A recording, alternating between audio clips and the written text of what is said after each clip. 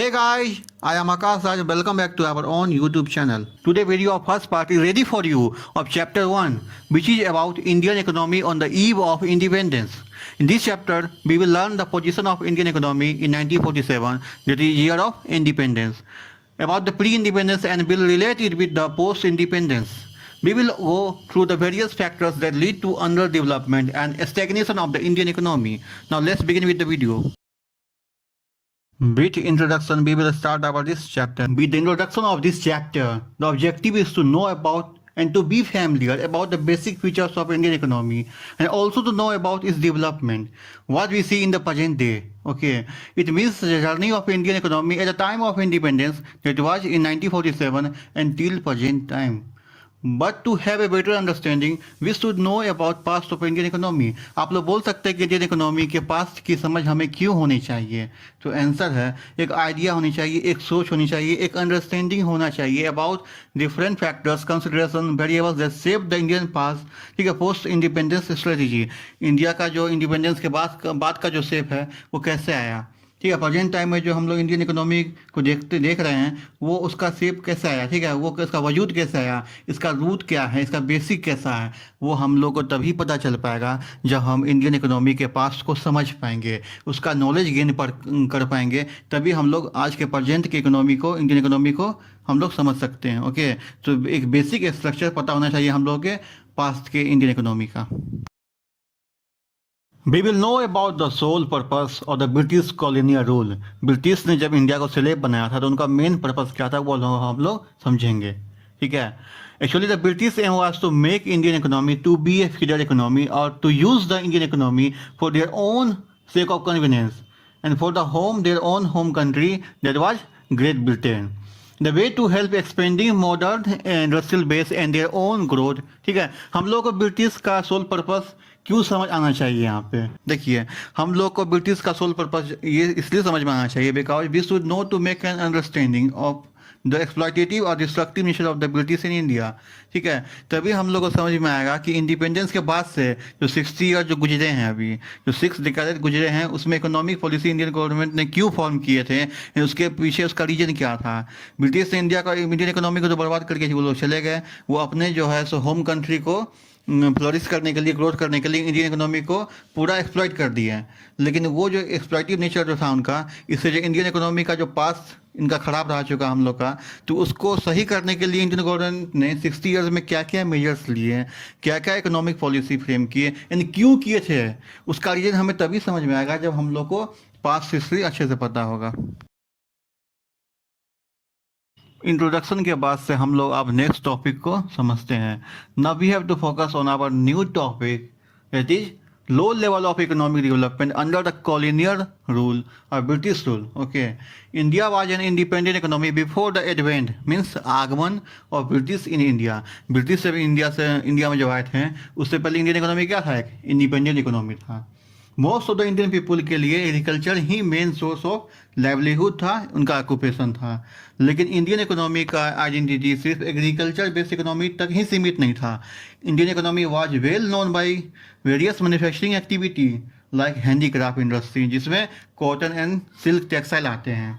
And दूसरा metal and precious stone work के लिए भी इनका, इंडियन का जो है दुनिया में इनका नाम, इज्जत, दौलत, शोहरत सब कुछ था. India's handicraft industries, metal and stone works had a world wide market. पूरी दुनिया में बिजनेस था इनका. यह कब की बात है, ब्रिटिश के इंडिया आने से पहले की बात हो रहा है यहाँ पे. ओके, यह गुड रेपुटेशन क्यों था वर्ल्ड में, because there was two reason behind this. First one is fine quality of material you was use. ठीक है, and second is high standard of craftsmanship. ठीक है, यहाँ के लेबर एक्सपर्ट थे, मशीन से भी अच्छे परफेक्ट, ठीक है, वर्क करते थे यहाँ पे. यही दो रीजन से क्या है कि इंडियन प्रोडक्ट का जो है सो वर्ल्ड वाइड में गुड रेपुटेशन था. ब्रिटिश गवर्नमेंट ने या बोल लीजिए कॉलोनियल गवर्नमेंट ने जो भी इकोनॉमिक पॉलिसी फ्रेम किया था इंडिया में, उनका मकसद क्या था, to protect and to promote their own economic interest of their own home country rather than development of Indian economy. उनको जो है सो इंडियन इकोनॉमी से डेवलपमेंट से कोई मतलब नहीं था। उनको सिर्फ अपने ब्रिटेन, ठीक है, ब्रिटेन के लिए जो है सो उनको डेवलपमेंट चाहिए था। इसका कंसिक्वेंसेस क्या देखने के लिए मिले? Such policy transformed fundamentally the structure of Indian economy. जो इंडियन इकोनॉमी का जो स्ट्रक्चर था वो चेंज हो चुका था। इसके बाद ट्रांसफॉर्मेशन देखने के लिए क्या मिला हम लोगों को? इंडियन बिकम, ठीक है, India become now net supplier of raw materials to britisher and consumer of finish industrial product from Britain. Means India जो एक समय में एक्सपोर्टर हुआ करता था, आज क्या एक्सपोर्ट कर रहा है? जो, ठीक है, रॉ मटेरियल जो होता है वो चीप दामों पर, ठीक है, उसको एक्सपोर्ट करता है ब्रिटेन को। एंड वहाँ पर मैन्युफैक्चर होके ब्रिटिश लोग क्या करते हैं कि यहाँ से सस्ते दामों में जो है रॉ मटेरियल को यहाँ से ले जाते हैं ब्रिटेन में। एंड वहाँ पर मैन्युफैक्चर करके वो ह्यूज प्रॉफिट अर्न करके इंडियन को ही वापस सेल कर देते हैं मैन्युफैक्चर्ड गुड, ठीक है। तो वो उनका क्या हुआ कि उनको कॉस्ट भी कम आया एंड जो उनका जो प्रॉफिट है वो भी ह्यूज अर्निंग कर पाए यहाँ से। The British came to India to fulfil their own dreams. उनका अपना ड्रीम्स था यहाँ प्रॉफिट अर्न करना, इंडियन पीपल को सिलेक्ट करना एंड यहाँ से जो पैसा आपको है, वेल्थ जो है, से यहाँ पर अपने होम कंट्री ब्रिटेन ले जाना, ठीक है। तो वो the colonial government never made any effort to estimate India's national income and the per capita income. वो इन सब कामों के पीछे अपना एनर्जी क्यों वेस्ट करते हैं? उनका मकसद तो था अपना ह्यूज प्रॉफिट अर्न करना, तो ये काम उन्होंने कभी किया ही नहीं। लेकिन इंडियन पीपल जो कुछ जैसे कि हम लोग देखने के लिए मिलेगा, जैसे कि दादा भाई नरोजी हैं, William Digby, Findlay Shirras, VK RV Rao and the RC Desai who attempted to measure this income. वो जो है ट्राई किए इस इनकम को मेजर करने के लिए, फाइंड आउट करने के लिए, लेकिन इनका रिजल्ट जो था वो कन्फ्लिक्टिंग था, यानी ठीक है वो कंसिस्टेंट नहीं था रिजल्ट। लेकिन बाद में जो एक राव सर हैं उनका एस्टिमेशन काफ़ी परफेक्ट निकल के आया, ठीक है। वो एस्टिमेट किए एंड जो ब्रिटिश कॉलोनियल पीरियड जो था उनके टाइम में इनका रिजल्ट जो फाइंडिंग था वो काफ़ी एक्यूरेट आया था। जब इंडिया इंडिपेंडेंट नहीं था तो उस समय स्टडी फाइंड किया गया, तो कंट्री का ग्रोथ देखिए क्या निकल के आया। The country growth of the aggregate real output during the first half of the 20th century was less than 2%. Okay, and the half percent growth in the per capita capital output per year was seen that time.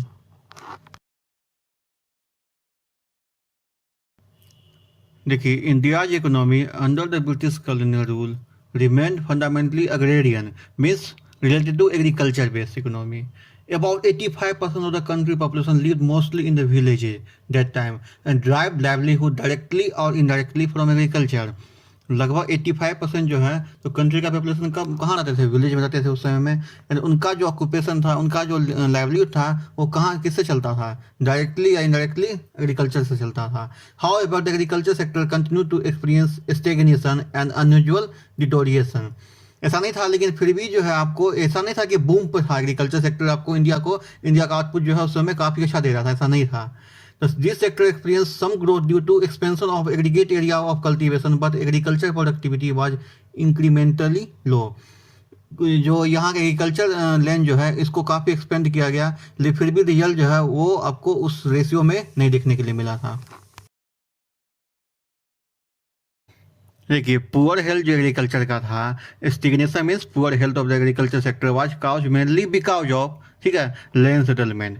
आगे हम लोग revenue settlement भी देखेंगे, लेकिन सब पहला reason क्या था आपको? लैंड सेटलमेंट, जो was introduce by British government और कॉलोनियल गवर्नमेंट। ब्रिटिश गवर्नमेंट ऐसे ऐसे पॉलिसी लेके आते ही थे जो ब्रिटिश, ठीक है, इंडिया का जो है इंडियन इकोनॉमी पूरा वीक हो जाए, इंडियन इकोनॉमी बर्बाद हो जाए, यानी वो अपना प्रॉफिट अर्न कर सके, ठीक है। उनका मोटो यही रहता था। In zamindari system which was implemented in Bengal presidency, वो उस समय का नाम था ये। And profit accruing out of agriculture sector went to zamindar instead of cultivator farmers. Means farmer क्या करते थे कि खेती करते थे, वो एग्रीकल्चर का वर्क करते थे, लेकिन प्रॉफिट उनको नहीं मिल के जमींदार को मिलता था। जमींदार जो है सो क्या करते हैं, वो टैक्स कलेक्शन करते थे, प्रॉफिट अर्न करते थे, कुछ अगर मन हुआ तो वो अपना उसको दे दिए, किसको? फार्मर को दे दिए कि लो अपना ज़िंदगी चला लो। एंड वो अपने पास रख के बाकी पैसा किसको देते थे?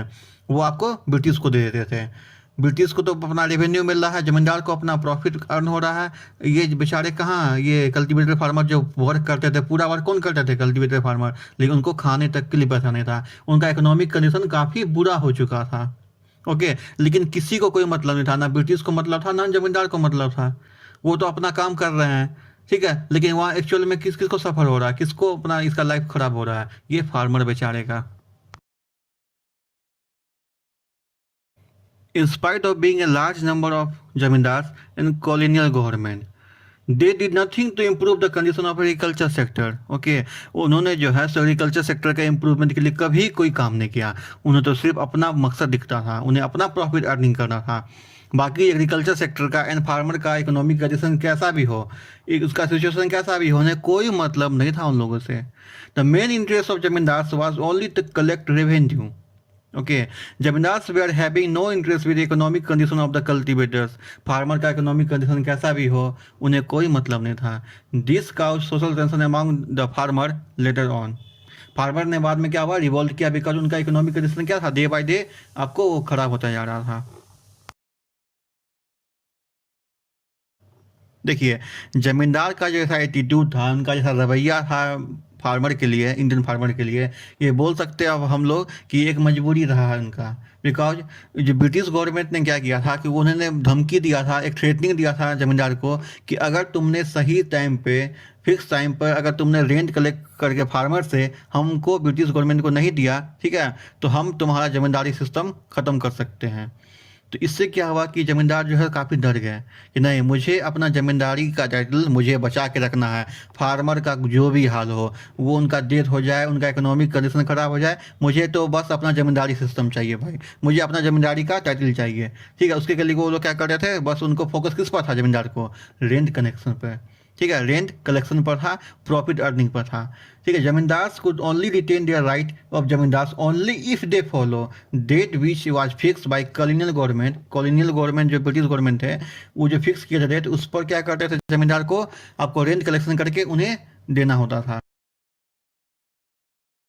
देखिए, ब्रिटिश गवर्नमेंट काफ़ी क्लेवर थे. उनका फोकस किस पर था, सिर्फ अपने प्रॉफिट मेकिंग पर था. बाकी लोगों का कंडीशन उससे क्या भी हो जाए, ठीक है, उनका लॉस हो जाए, उनका लाइफ पे भी बनाए, उन्हें कोई मतलब नहीं था. उनको सिर्फ अपना प्रॉफिट अर्निंग करना था. ठीक है, उस समय क्या हुआ कि a higher yield of the cash crop in certain areas of country was notice due to commercialisation of agriculture. Agriculture को कमर्शलाइज किया गया, मीन्स ऐसा क्रॉप को आप कल्टीवेट करो जिससे कि आप ह्यूज प्रॉफिट अर्न कर दो. ठीक है, तो इससे भी क्या हुआ कि आपको इंडियन फार्मर का कोई बेसिक कंडीशन लाइफ सही नहीं हुआ. बिकॉज क्या हुआ कि इससे क्या हो रहा था, आपको एक रॉ मटेरियल प्रोड्यूस हो रहा था ब्रिटिश गवर्नमेंट के लिए. ठीक है, अब कैश क्रॉप क्या है, these are the grown for direct sale in market rather than for family consumption और सेल कंजम्पशन बाय फार्मर और to feed their livestock. ना तो वो अपना खुद डायरेक्ट कंजम्पशन कर सकते थे, ना अपने जानवरों को खिला सकते थे जानवरों को. एग्जाम्पल क्या क्या है इसका, जैसे कॉफ़ी हो गया, कोका हो गया, टी हो गया, कॉटन हो गया, स्पाइसेस हो गया. अब देखिए, अगर आपको चावल नहीं है, गेहूं नहीं है, तो आप मसाले को लेके क्या करोगे. ठीक है, आप कॉफ़ी को डायरेक्ट तो दिन भर नहीं खा सकते हो. आपका जो हंगर जो कोई है, तो वो कॉफ़ी खा के या मतलब कि उसको जो ड्रिंक करके वो तो अपना हंगर को नहीं क्या रिमूव कर सकता है. उन्हें चाहिए क्या, क्रॉप चाहिए. ठीक है, जैसे कि व्हीट हो गया, राइस हो गया. तो ये क्या हुआ कि आपको सिर्फ किसको बेनिफिट मिल रहा था, ब्रिटिश को मिल रहा था. उनके अपना रॉ मटेरियल चीप पैसे पर रेडी हो रहा था. ठीक है, अब फूड क्रॉप क्या होता है, crop produce for the use as food either for sale commercially और for use by the cultivator farmer हिल्प से. ठीक है, देम सेल्फ. राइस हो गया, व्हीट हो गया, कॉर्न हो गया, इसको हम लोग क्या खा भी सकते हैं, मीन डायरेक्ट कंजम्पशन हो सकता है. तो ये आपको फूड क्रॉप हो गया. तो ब्रिटिश क्या बोले कि तुम जो है सो फूड क्रॉप नहीं, तुम क्या कल्टिवेट करोगे, कैश क्रॉप. ठीक है, बिकॉज इनका मकसद क्या था इसके पीछे, अपना रॉ मटेरियल जो है सो चीप पैसे पे, सस्ते पैसे पे यहाँ पर प्रोड्यूस करना, एंड वो अपने होम कंट्री में क्या करते, उसे सेंड कर देते ताकि वहाँ का इंडस्ट्रियलाइजेशन को, वहाँ की इंडस्ट्री को चीप रेट पे उन्हें अपना रॉ मटेरियल मिल जाए. ठीक है, एंड वो जो मैन्युफैक्चर करके फी ह्यूज प्रॉफिट पे किसको बेचते हैं, इंडियन को ही सेल कर देते हैं. देखिए, यहाँ के भोले भाले फार्मर कैसे झांसे में आ गए ब्रिटिश के. यहाँ के फार्मर को क्या बोला गया कि तुम्हें ह्यूज प्रॉफिट होगा, तुम्हारा इकोनॉमिक कंडीशन अच्छा हो जाएगा, तुम क्या करो कि फूड क्रॉप को छोड़ो, तुम कैश क्रॉप को अपनाओ, मीन्स कैश क्रॉप को कल्टीवेट करो. ठीक है, लेकिन हुआ क्या यहाँ पर देख लीजिए, producing cash crop instead of producing food crop hardly help farmer in improving their economic condition. हुआ क्या कि देखिए, फूड क्रॉप को डायरेक्टली आप कंज्यूम कर सकते हो, जैसे कि व्हीट हो गया, राइस हो गया, लेकिन कैश क्रॉप जैसे कॉटन हो गया, कॉफ़ी हो गया, इसको डायरेक्ट कंजम्पशन आप नहीं कर सकते हो. ये क्या है, ये सिर्फ आपको रॉ मटेरियल के रूप में यूज होता है डायरेक्टली. ठीक है, ये आपको इंडस्ट्री सेक्टर में. ब्रिटिश को क्या हुआ कि इसे बेनिफिट हुआ कि इन्हें काफ़ी कम पैसे पर आपको क्या मिल गया, रॉ मटेरियल मिल गया अपने इंडस्ट्री के लिए. लेकिन इंडियन को क्या हुआ कि उसे सही से प्राइस भी नहीं दिया गया, एंड फूड क्रॉप जो है वो पहले से कल्टीवेट नहीं कर पाए थे. तो इंडियन फार्मर का क्या हुआ कंडीशन, आपको कोई खास मतलब इम्प्रूव नहीं हो पाया। And cash crop produce was use by British industry in their home country that was Britain.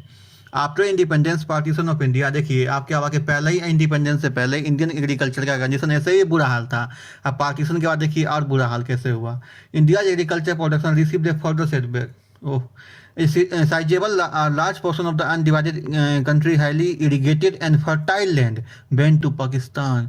Partition जब हुआ, जो मतलब कि भारत का जो दो मतलब कि टुकड़े कर दिए गए, ठीक है, एक पाकिस्तान बना, एक इंडिया जो था वो रह ही गया। तो मीन्स क्या हुआ कि जो हाईली ठीक है एग्रीगेटेड एंड फर्टाइल लैंड था वो किसके पास चला गया, पाकिस्तान के पास चला गया। मीन्स पहले तो कंडीशन खराब था ही, अब जो बचा था वो और इंडिया का एग्रीकल्चर सेक्टर का बुरा हाल हो गया। This had adverse impact upon India output from agriculture sector. जो थोड़ा बहुत मतलब कि एग्रीकल्चर सेक्टर यहाँ इंडिया का मतलब चल रहा था, वो भी अब कहाँ चला गया, उसका लैंड पाकिस्तान में चला गया पार्टीशन के बाद। तो मीन्स क्या था, पहले से बुरा हाल था ही था, अब तो और ज़्यादा अधिक बुरा हाल हो गया इंडियन एग्रीकल्चर सेक्टर का।